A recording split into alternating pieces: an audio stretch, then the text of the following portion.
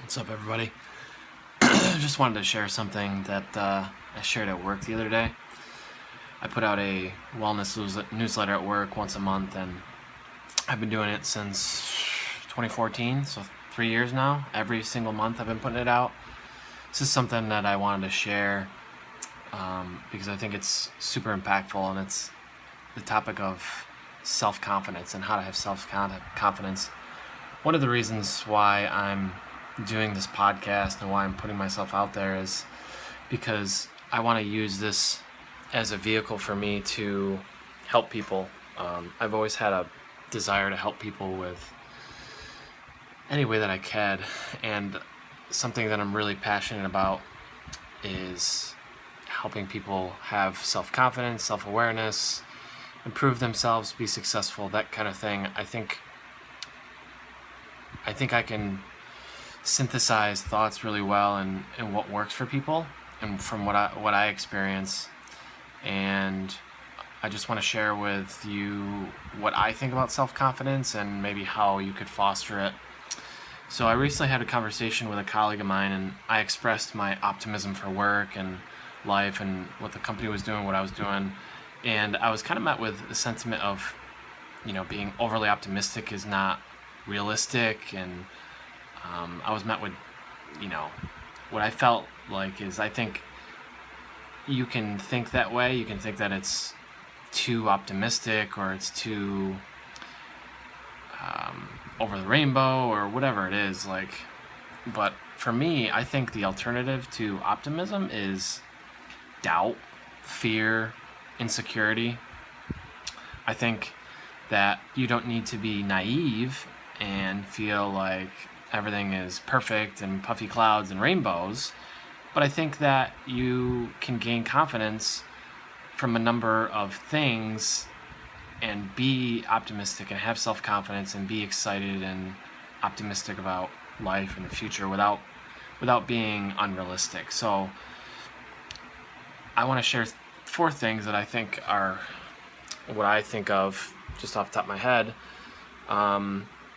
This is not a prescriptive list of you should do this and then you'll get this. This is just what works for me. I'm not a psychologist or a behavioral specialist or anything, so this is just what works for me. Feel free to try it out. So, one is accept your shortcomings, focus on your strengths. So I think that the way that self-help culture works right now, we're sold that we should focus on our weaknesses and try and get better at them. And I think we should do the opposite. I think you should really focus on your strength, figure out what your strengths are, really focus on that, and really put a lot of energy into developing your strengths and improving your strengths. Don't dwell on your weaknesses. Improve the things you're good at, you know what I mean? Don't compare yourself to others. So something that's really hard to do, it's just human nature. You always compare your circumstances to other people. You always compare yourself to other people, but that is the quickest way to not be self-confident, because you start comparing yourself and you say, well, they have this and I don't, they do this and I don't, or don't.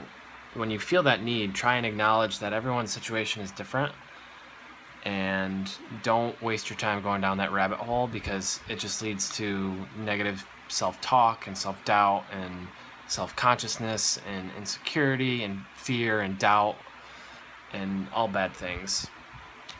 The next thing I try to do is just be positive and eliminate negativity. So I don't watch the news.